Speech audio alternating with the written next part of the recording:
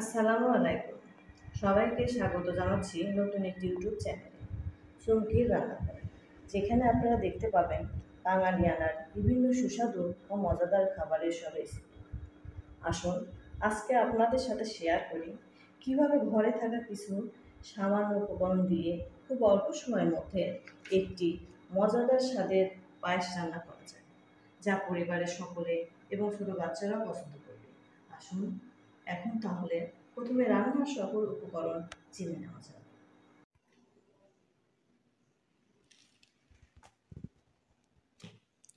এখানে আমি 1 লিটার পরিমাণ ঘন গরুর দুধ নিয়েছি। আপনারা চাইলে এখানে দোকানের কেনা দুধ বা গুঁড়া দুধও ব্যবহার করতে পারেন। আপনারা দেখতেই পাচ্ছেন আমার দুধের উপর ঘি জমে আছে। আপনারা এখানে ঘন গরুর দুধ নেওয়ার চেষ্টা করবেন, তাহলে পায়েসের স্বাদটা আরও মজার হবে।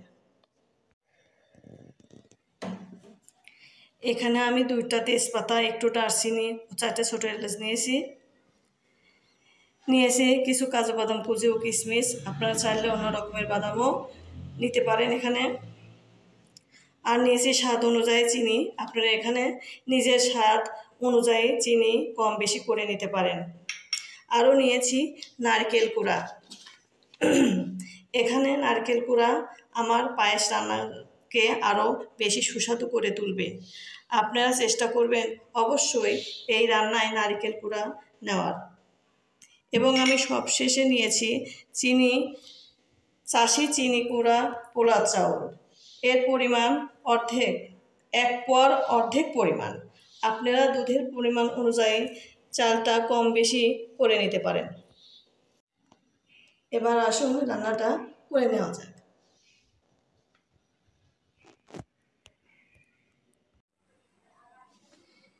এখানে আমি পরিষ্কার একটা হাঁড়ি নিয়েছি, গ্যাসের চুলাটা অন করে নিয়েছি। এবার আমি হাঁড়িতে দুধটা ঢেলে দেব।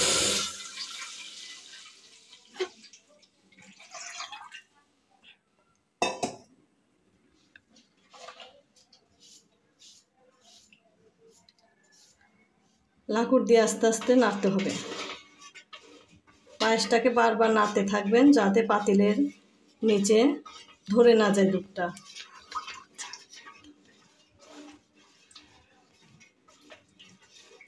আঁচটা একটু বাড়িয়ে দেবেন।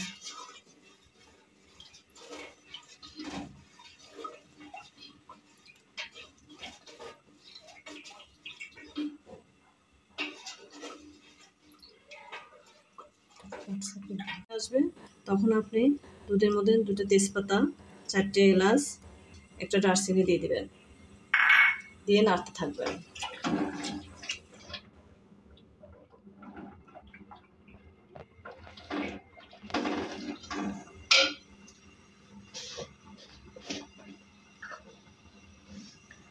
আর পায়েসের স্বাদ অনুযায়ী আপনারা 1 চিমটি পরিমাণ, দেখেন আমি লবণ দিচ্ছি কেমন, আপনারা দেখতে থাকেন।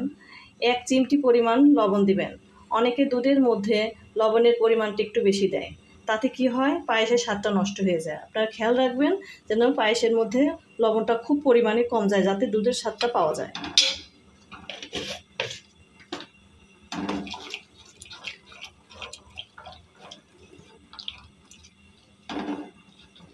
বারবার এভাবে নাড়তে থাকবেন, তাহলে পাতিলের নিচে দুধটা ধরে না যায়।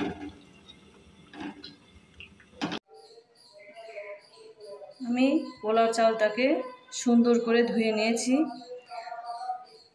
এবার ঠান্ডা পানি দিয়ে ভিজিয়ে রাখবো 5 মিনিটের জন্য। আপনারা অবশ্যই এই পোলাও চালটাকে 5 মিনিটের জন্য ভিজিয়ে রাখবেন, তাহলে পোলাওর পায়েসটা সুন্দর হবে।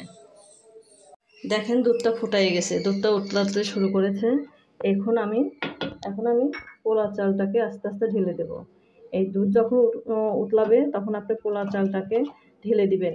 যতক্ষণ পর্যন্ত পোলাও চালটা সিদ্ধ হবে না ততক্ষণ পর্যন্ত এভাবে নাড়তে থাকবেন, কারণ দুধের মধ্যেই পোলাও চালটা সিদ্ধ হবে। আর আমার আজকে ইউটিউব চ্যানেল প্রথম খুলেছি, সবাই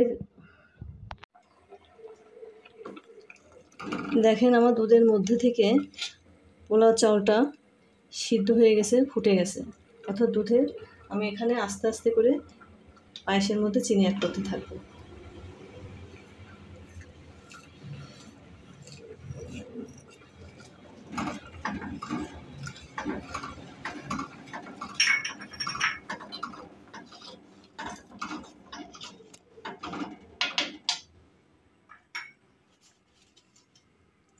আজকে আমার ইউটিউব চ্যানেল এর প্রথম ভিডিও। আমরা সবাই যেমন নতুন কিছু শুরু করার আগে মিষ্টি মুখ করি, ঠিক তেমনি আমি আমার ইউটিউব চ্যানেলের প্রথম ভিডিও মিষ্টি পায়েস রান্নার রেসিপি দিয়ে শুরু করছি। আমার সম্পূর্ণ ভিডিওটি আপনারা দেখতে থাকুন। আশা করি আপনাদের আমার এই রেসিপিগুলো ভালো লাগবে। এই পর্যায়ে আমার পায়েসটা অলমোস্ট হয়ে গেছে, হয়ে আসছে। আমি এখানে আমার নারকেল অ্যাড করব।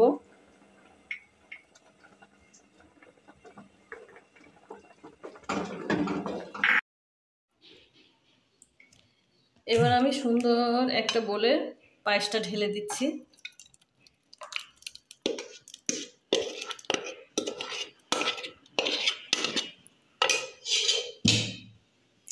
এবার আমি কিছু কিশমিশ আর কাজু বাদাম রেখেছিলাম, ওটা উপর দিয়ে ছিটাই দেব।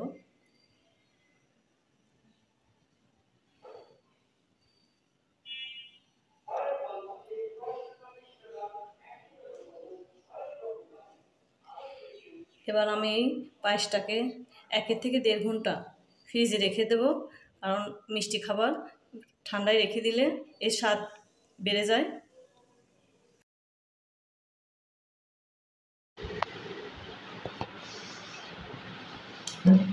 আজ আপনাদের দেখালাম কেমন করে ঘরে থাকা সাধারণ উপকরণ দিয়ে পায়েস রান্না করতে হয়। আপনারা এভাবে বাড়িতে পায়েস রান্না করবেন। আশা করছি আপনাদের আমার রেসিপিটি ভালো লাগবে। আজকের ভিডিওটি ভালো লেগে থাকলে অবশ্যই আমার ভিডিওটিতে লাইক, কমেন্ট, শেয়ার এবং আমার চ্যানেলটিকে সাবস্ক্রাইব করবেন। সবাই ভালো থাকবেন, সুস্থ থাকবেন। ফিরে আসবো এক নতুন রান্নার ভিডিও নিয়ে। আজকের মতো আল্লাহ হাফেজ।